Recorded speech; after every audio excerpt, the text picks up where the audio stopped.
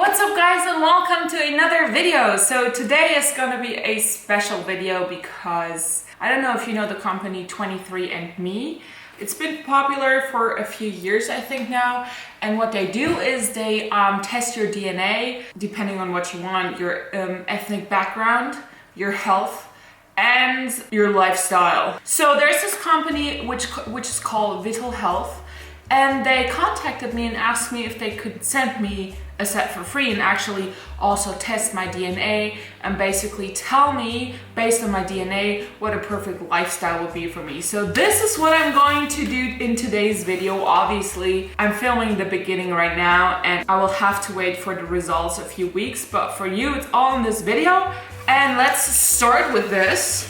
So I got this package, Vital Health. It's actually pretty cool.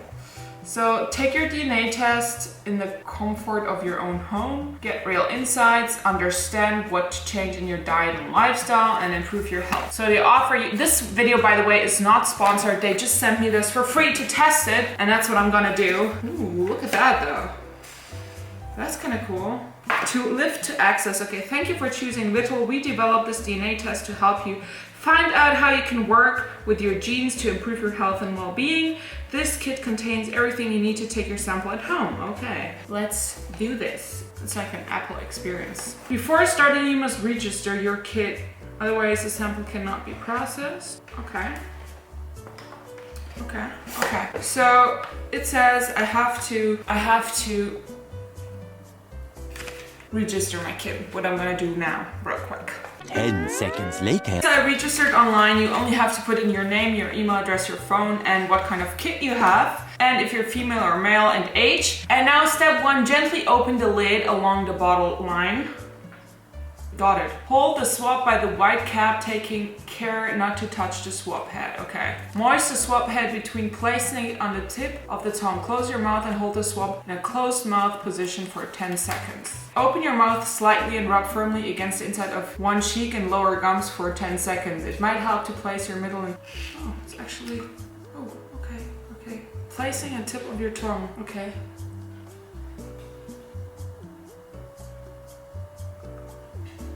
Don't touch anything, that's what's that. Put the plastic tube in the white postage bag. No stamp required. Oh, that's excellent. So I just put this in here. Okay. Yeah, I guess that's it. Close this. It goes back. So that's it. So I see you in a YouTube second while I'm waiting for this a few weeks. I'll be right back with you with the results of this. 3 weeks later. Alright guys, so it's been a couple of weeks since I sent in the Vital DNA test. I think I said it in the beginning, I just want to make it clear again.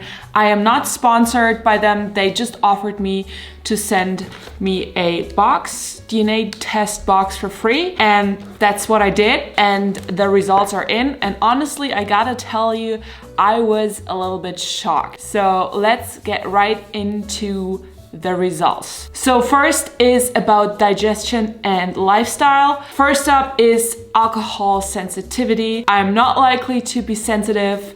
I never thought I was because I can drink quite a bit without being super drunk really quickly. So I kind of expected that. I'm not going into scientific details about how that works. They do explain a lot regarding all the results, which I think is really good. It's a simple explanation, but it kind of gives you an insight why and how. So yeah, based on my results, you're likely to have a normal sensitivity to alcohol. Great, that is good to know. The second thing is appetite. I am not prone to binge eat because I have a normal appetite.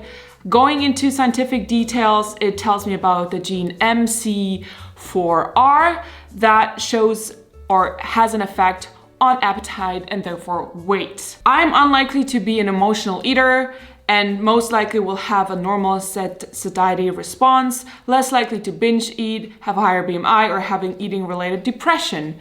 I happen to have a normal appetite. The next thing is caffeine metabolism is likely to be slow.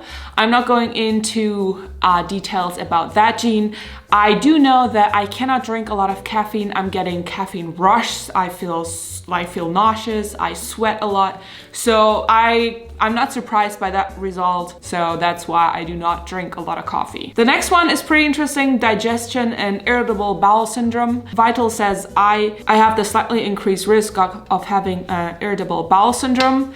They give me some explanation to what it means. So basically it means that you experience bloating, diarrhea, constipation, and like in general unwellness in the abdominal area. I did have that a lot, and they also say that it has to do with psychological effects. I do believe that this is the main reason why people do have irritable bowel syndrome. I have a slightly increased likelihood of having that. I experienced it before, so I'm not surprised by that. The real shocker is coming now. I do have the fat gene.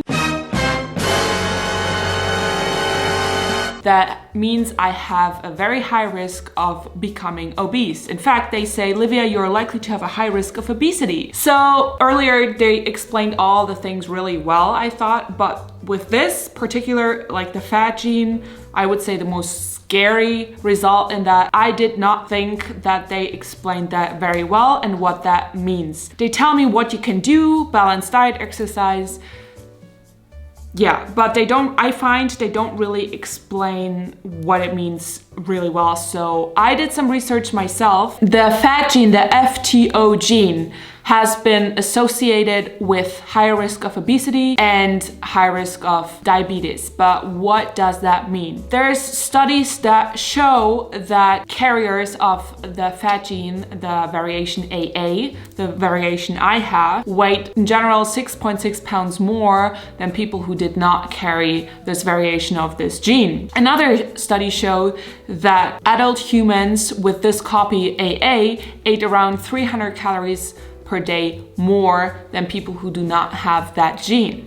However, the gene had no impact on energy expenditure. So the accumulated data from 7 independent studies showed that yes, the fat gene or FTO gene did have an impact on food intake and satiety, but had no impact on energy expenditure. So that means you're more prone to have maybe an increased appetite, but that's something, food intake is something you can control, so it doesn't make you fat. It's just something that maybe make you feel less satisfied after a meal or make you more hungry in the sense of having more appetite, but it does not make you fat. So I was really worried for that because I was like, hold on a second. But only because you have that gene doesn't mean that you become fat. It's just something that may increase your food intake, and if you're aware of that, you can control it. Then metabolic rate and snacking. Vital says I have a normal metabolism and I don't have the risk of increased BMI regarding my metabolic rate. The metabolic rate is the energy used by a human being or an animal per unit of time, most likely refer to resting metabolic rate. That describes the energy used in rest for a day, which is approximately 1,500 calories a day. It is possible that people have genetically lower or slower metabolisms, but for myself, I do have a normal metabolism, which means I don't have a super fast, I just have a normal. So 1,500 calories per day is my energy usage. The next thing was fat and muscle composition, which made me a little sad because they say I'm less likely to develop muscle in response to strength training and I'm less likely to have reduced fat levels. Thank you. So I did again some research myself, and the truth is that genes play a huge role in muscle growth. Strong evidence suggests that the result you see in the gym depends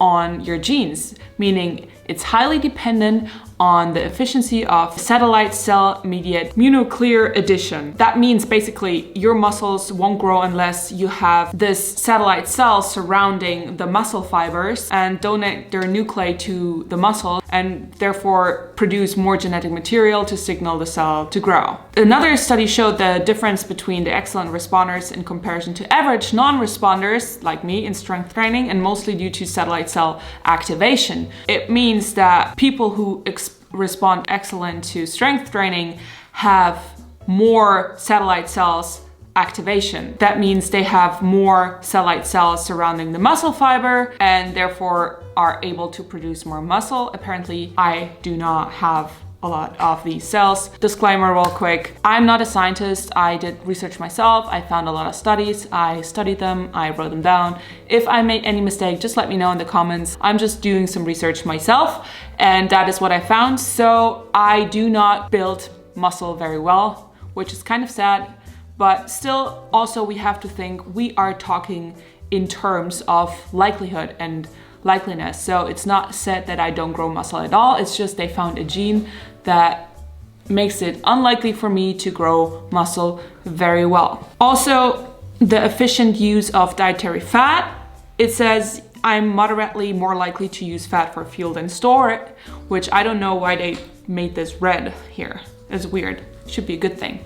Basically, my DNA suggests that instead of storing dietary fat, I use it to fuel my body, which is also well explained, this time well explained by Vital, and I'm not going into details for that, but it actually proves the feeling I had that the low carb diet is working for myself very well, and that I have low carb intake, medium fat and high protein, and that I use this fat for energy instead of storing it. So that didn't very surprise me a lot. I was just happy that I was actually doing the right thing for myself. Then also they show you nutrient deficiency. I have multiple deficiencies in vitamin B's, D and A, and also iron. I'm prone to have very bad metabolism of those vitamins. That's why I should take more vitamins. What do I take from all this information? It gave me a good insight on how my body works, especially regarding the vitamins. I do take some supplements now, especially B12, because I feel tired often, and taking vitamin B12 actually improves that. So I'm pretty happy about that. However, I had to do a lot of research myself because I thought the information they provided for some fields were a little inefficient, like the one for the FTO. I wish there was more information because, yeah, I was a little shocked by that at first, but then when I did my own research, I found out more, and yeah, so I wish they had a little more information or maybe better explained than just giving general advice what they do for a lot of things. They just tell you to exercise and eat balance. So I think though that they do give a good and simple overview over your general DNA composition regarding your lifestyle and your overall health, and it's definitely interesting to learn. They also offer blood tests where you can go into more detail. I do not know how they are compared to 23andMe. I hope you guys enjoyed this video. Let me know in the comments down below if you like videos like that. That was just an opportunity given to me by Vital, and I'm always happy to try things out. And yeah, thank you so much for watching, guys, and see you in the next video.